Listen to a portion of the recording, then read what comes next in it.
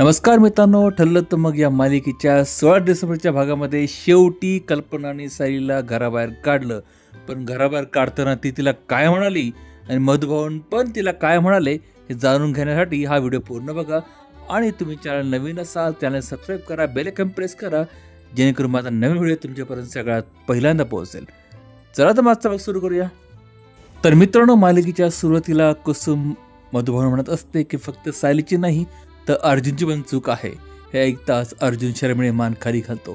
तेवढ्यात पूर्णाजी सायलीला म्हणते, सायली तुला आठवतं का, मागे तुम्हाला एक वचन दिलं होतं की तू हे घर सोडून कुठेही जाणार नाही. सायली म्हणते, हो पूर्णाजी, मी तुम्हाला ते वचन दिलं होतं आणि ते वचन मी अगदी मनापासून दिलं होतं. मी हे घर कुठेही सोडून जाणार नाही आणि मी तुम्हाला कधीही सोडून जाणार नाही. पण तेवढ्याच पूर्णाजी तिला म्हणते, हो पण त्या वचनातून मी तुला आज मुक्त करते.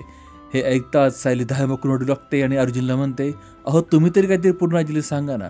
त्यांना सांगा की आपलं हे मंगळसूत्र खरं आहे, आपलं लग्न खरं आहे, अग्निभोवती आपण फेरे घेऊन हे लग्न केलं आहे आणि सगळी माणसं माझं घर आहे हे तुम्ही सांगा ना, प्लीज प्लीज प्लीज सांगा ना. आणि असं बोलताना तिला चक्कर येते. तिला चक्कर आलेली बघून विमल म्हणते, अर्जुन दादा तुम्ही सायली त्याला वरती घेऊन जा, मी पाणी घेऊन येते. मग मात्र कल्पनाही चिडते आणि ती विमलला म्हणते, विमल बिलकुल पाणीवर द्यायचं नाही आणि वरच्या घरात जायची गोष्ट करायची नाही. मग तेवढ्यात अर्जुन साईला पाणी देत म्हणतो की हे सगळे आपल्यावर चिडलेले आहेत आणि आता आपण किती यांना सांगायचा प्रयत्न केला तर सगळं ते खोटंच वाटेल. मला वाटतं आपण यांचा राग आता सहन करू आणि हे शांत झाले की मग यांच्याशी बोलू. मग तेवढ्यात कल्पनासुद्धा साईला म्हणते, सायली तुझ्यासाठी मी काय काय नाही केलं. पूर्ण आजींना तू सगळं खरं वागतेस हे समजून सांगण्यासाठी आणि पटवून देण्यासाठी मी पण त्यांना एक वचन दिलं होतं की सायली जर उद्या काही चुकीचं वागली तर मी तिला माझ्या हाताने घराबाहेर असं म्हणत कल्पना सायली जवळ येते, तिचा हात धरून तिला म्हणते, चल सायली तुला आता बाहेर काढण्याची वेळ आली. सायली मात्र धायमोकळून रडू लागते, आई आई असं करू नका. मात्र कल्पना तिचं काही ऐकत नाही. ती तिचा हात धरून घराबाहेर निघते आणि घरचे सगळे तिच्या मागे असतात. फक्त अस्मिता आणि प्रिया खुश असतात. बाकीचे सगळे एक तर संभ्रमात असतात किंवा मरडत असतात.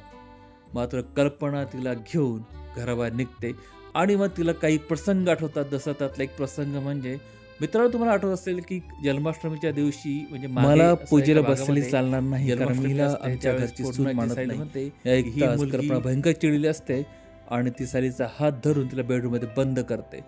मग मात्र पुजारी म्हणतात की कोणीतरी छानसा पाळणं म्हणा, पण घरातल्या कुणालाच पाळण्यात नसल्याने मग सायली अर्जुनच्या फोनवर व्हिडिओ कॉलद्वारे एक छानसा पाळणं म्हणते आणि पुजारी सकट पूर्णाजी सुद्धा खुश होते. आणि मग कल्पना म्हणते की सायलीला खाली घेऊन ये. तो सीन आठवल्यानंतर कल्पना आणखी रडायला लागते आणि तिला असे छोटे मोठे क्षण आणखी आठवतात जे तिने सायलीबरोबर घडले असतात. मात्र तरी ती ठामपणे सायलीला हाताला धरून घराबाहेर काढते आणि अक्षरशः ढकलून देते. हे बघून सगळेच अचंबित होतात. कुसुमताई मात्र सायलीला उचलायला धावते, मात्र मधुभाऊ तिचा हात पकडतात आणि तिला म्हणतात जायचं नाही. मग मात्र अर्जुन सायलीला उचलतो, उभं करतो आणि कल्पना म्हणतो, मामा या सायलीची काहीही चूक नाही आणि हे घर सोडून सायली कुठेही जाणार नाही कारण हे घर तिथं सुद्धा आहे. आणि जर सायली या घराच्या बाहेर पडणार असेल तर मीही घरात राहणार नाही कारण जेवढी चूक तिची आहे तेवढीच चूक माझीही आहे. असं म्हणून तो सायली म्हणतो, चल सायली.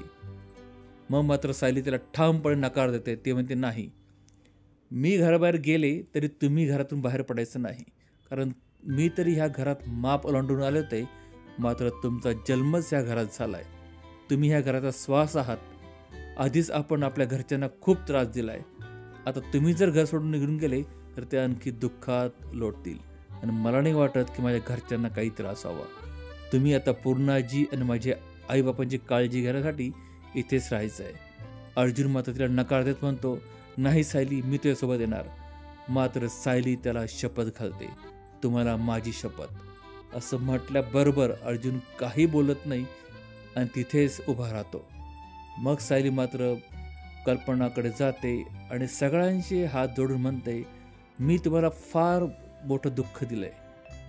मला माहिती आहे की माझ्या भावना जर खऱ्या असतील तर एक ना एक दिवस तुम्ही मला माफ कराल आणि मी त्या दिवसाची आतुरतेने वाट पाहिल. असं म्हणून ती निघून जायला लागते. आणि तेवढ्यात मित्रांनो तिला लहान मुलीचा आवाज ऐकू येतो. म्हणजे तिचं पास्ट, तिचे भूतकाळ तिला आठवतात. ते नेहमी जे आठवतात तिला ते, की एक मुलगी म्हणत असते की आई मला इथून जायचं नाही किंवा असं काहीतरी म्हणत असते. आणि ती घराकडे बघत उभी राहते. मग तेवढ्यात कुसुमताई तिला हात धरते आणि निघून जाते. मग मधुभाऊ, कुसुमताई आणि सायली कुसुमताईच्या घरी येतात. आणि कुसुमताईला काय बोलायचं म्हणून ती सगळ्यांना म्हणते, दोघांना म्हणते की तुम्ही हातपाय धुवा, मी खिचडी बनवते, कारण मधुभाऊंना गोळ्या घ्यायच्यात. हे ऐकतात मधुभाऊ भयंकर चिडतात. ते म्हणतात गोळ्या घेऊन मी काय करू, आता मला नाही जगायचं आणि माझ्या संसाराचे जे दिंदवडे जे बघतोय आणखी किती काळ मी सहन करायचे. मी जर जेलमध्ये असतो, कदाचित तिथे फाशी झाली असती तर खूपच बरं झालं असतं. आजचा हा दिवस म्हणजे बहुतेक माझा मागच्या जन्माचं पापच असेल. सायली मात्र काही बोलत नाही.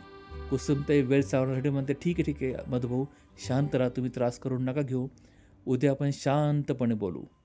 आणि मित्रांनो, इथे आजचा भाग संपतोय. तुम्हाला काय वाटतं, कल्पनाने जे केलं ते योग्य केलं की अयोग्य केलंय? आणि मधुभाऊ सायलीसोबत जे वागतात ते पण तुम्हाला काय वाटतं, कमेंट करायला विसरू नका. आणि उद्याच्या भागामध्ये मित्रांनो, कल्पना एका रूममध्ये कोंडून घेते आणि विष घेण्याची गोष्ट करते. तर उद्याचा भाग तुम्हाला पाहायचा असेल तर चॅनल सबस्क्राईब करा, बेल आयकॉन प्रेस करा, जेणेकरून माझा नवीन व्हिडिओ तुमच्यापर्यंत सगळ्यात पहिल्यांदा पोहोचेल.